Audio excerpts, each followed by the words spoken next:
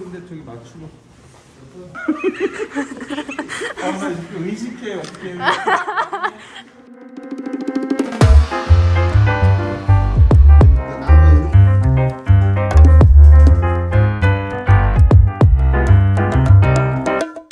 안녕하세요, 교수님. 저희 학과에서는 매년 3학년을 대상으로 실습을 진행하고 있습니다. 그래서 K컬처에 대한 관심이 높은 요즘 왜 사람들이 관심을 많이 가질까라는 생각을 문화계 전문가들과 생각을 공유하고자 김서룡 교수님을 모시게 되었습니다.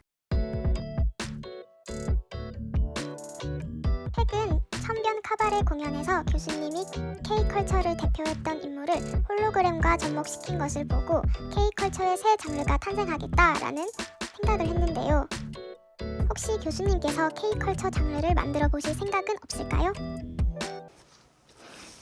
그 K컬처라고 하는 걸 이렇게 정의를 딱히 내리기가 힘든 게 다 각자 생각하는 범위나 그 안에서 표현하고자 하는 이해가 다 각기 틀리기 때문에 나는 개인적으로 사실은 이게 굉장히 파퓰러한 컬처가 되기 위해서는 그 시대적인 어떤 환경하고 이게 잘 맞아떨어져야 되는 어떤 그 대중들이 선호를 하는 K컬처라 그러면 그게 내가 한다고 되는 것 같지는 않고 어쨌든 공연을 만들고 학생들하고 같이 그거를 공부를 하는 입장에서 보면 내가 하는 작업 중에서 어떤 작업이 K컬처를 대표하는 작품이 될 것인가에 대해서는 좀 자신이 없고 꾸준하게 이제 내가 하는 작업들이 그런 K컬처의 어떤 한 부분으로 자리 잡고 또 여러분들 같이 이제 새롭게 또 이 문화를 선도하는 그런 새로운 또 K컬처들이 이렇게 뭉쳐서 K컬처를 만들어가는 그런 어떤 한 부분으로 본다 그러면 계속 만들어야겠죠. 두 번째 질문입니다. 교수님께서 최근 올리신 공연도 그렇고 학생들에게 강의하시는 내용도 그렇고 융복합에 대해서 관심이 많으신 것 같아요. 그렇다면 앞으로의 융복합 기술의 미래는 어떤 것 같으세요? 그 융복합이라는 게 나도 스스로 자꾸 어느 순간부터 이 기술과 예술에 대해서 생각을 좀 많이 했던 것 같아요. 그러니까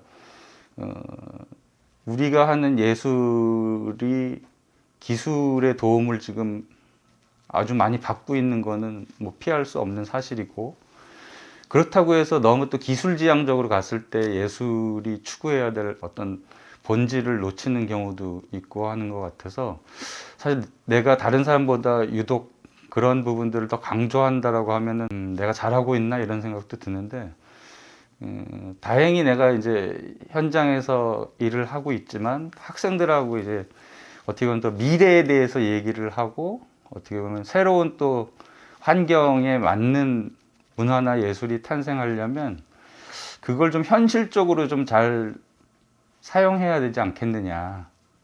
예를 들자면 우리가 여러 군데에서 4차 산업혁명이라는 얘기를 많이 듣는데 그 4차 산업혁명에 부합하는 문화나 예술도 분명히 존재할 것이라고 보고, 그런 어떤 현장의 공감대를 형성하기 가장 쉽고, 또 여러분들 같이 어떻게 보면 스폰지처럼 많은 정보와 기술을 이렇게 빨리빨리 습득할 수 있는 사람이라 그러면 오히려 이제 어떤 한 머무른 예술을 계속 답습하는 것보다는 그런 새로움을 추구하는 데 있어서의 그 새로운 기술들이 여러분들한테는 가장 좋은 도구나 소재가 될 것 같아서, 그러니까 어떻게 보면 학생들하고 이렇게 얘기를 하다 보면 그 부분을 오히려 강조하는 것 같아요.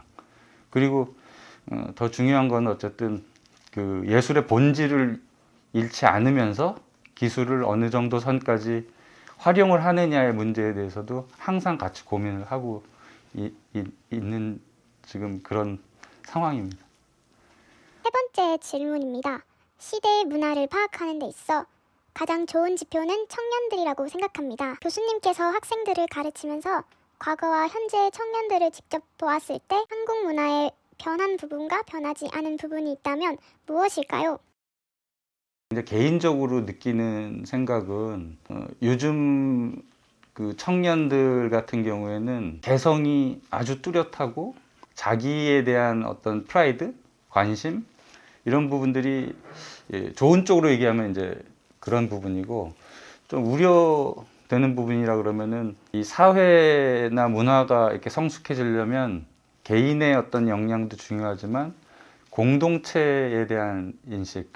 근데 이제 하나 좀 긍정적으로 보는 것들은 우리의 DNA가 같기 때문에 일시적으로는 그런 부분들이 세대 간의 차이가 있는 것 같지만 이런 부분은 또 쉽게 걱정하는 만큼 그렇게 심각한 문제는 아니라고 봐요. 그러니까 학생들한테도 늘 얘기하는 게 이 사회에 대한 관심이 좀 있어야 되지 않겠느냐. 그럼 앞으로 한국의 문화는 어떻게 변화되어야 한다고 생각하시나요? 다른 문화 없이 우리 문화가 있을 수 없거든요. 그렇게 고유한 문화나 예술을 전승하고 계승하려는 노력이 있었는데 요즘에 그런 부분들이 조금 아쉽긴 하지만 어쨌든 본래 본질을 좀 소중하게 간직하면서 지금 시대에 맞는 새로움이라든가 트렌드라든가 패션 이런 거를 좀 쫓는 봄 내려온다 뭐 이런 노래 같은 경우에는 저건 국악도 아니고 뭐 서양 음악도 아니고 좀 정체성이 없다라고 얘기하시는 분도 계시지만 아니 그 자체로서는 굉장히 우리의 어떤 DNA가 발현된 새로운 어떤 K컬처라고 이제 보는데 이제 또 너무 그쪽으로만 치중하는 것보다는 본질을 좀 자세하게 공부하고 이해한 상태에서 그런 새로운 어떤 그 창작이 나올 수 있다면 더 좋은 거라고 봐요. 그래서 이게 막 그 지금 K컬처, K팝 이런 부분들이 마치 그냥 공장에서 찍어내듯이 어떤 뭐 부가가치만 쫓는 그런 예술이기보다는 그 본질, 우리 그 나라의 문화로부터 이렇게 시작됐는지 그 근본을 좀 이해하면서 새로운 문화를 창조한다 그러면 뭐 세계적 문화에서 동등하게 어깨를 나란히 할 수 있는 아주 매력적인 문화를 만들어 나갈 수 있지 않을까. 교수님, 저희 같이 예술인이 되고자 하는 학생들에게 한마디 조언 부탁드립니다. 제가 제일 싫어하는 그 속담이 둘이 먹다가 하나 죽어도 모른다. 이거는 그만큼 뭐 맛있다 이런 의미도 있지만 어떻게 보면 내 옆에 어떤 상황이 벌어져도 나는 맛있으니까 좋다 이런 말로도 들리거든요. 내 옆 사람, 또 내 이웃, 또 내가 속한 어떤 지역, 또 뭐 우리 학교 이런 전반적으로 관심을 좀 많이 가지고 폭넓은 관심이 있어야 사실은 그 인간 본연의 그 예술성도 더 성숙할 수 있다고 보거든요. 그래서 그런데 좀 두루두루 관심을 가지는, 그러니까 둘이 먹다가 한 명이 죽으면 안 되잖아요. 그러니까 같이 맛있게 먹을 수 있는 그런 사고와 그런 어떤 행동이 좀 있었으면 좋겠습니다. 마지막으로 서룡 교수님께서 생각하시는 K컬처를 한마디로 표현해 주세요. K컬처를 한마디로 정의한다 그러면 지금 딱 질문을 받으니까 새로운 시도, 도전 이런 거라고 좀 얘기를 하고 싶어요. 그러니까 여러분들은 뭐든 해볼 수 있는 시기고 그 다음에 두려움 없이 어쨌든 자기의 어떤 느낌대로 뭔가를 만들어 볼 수도 있고 할 시기인데 그러면서도 그 본질을 잃지 않는 도전과 시도라고 정의를 내리고 싶습니다. 네, 감사합니다. 이것으로 인터뷰 마치도록 하겠습니다. 네. 감사합니다. 뭔 얘기를 했는지도 모르겠다.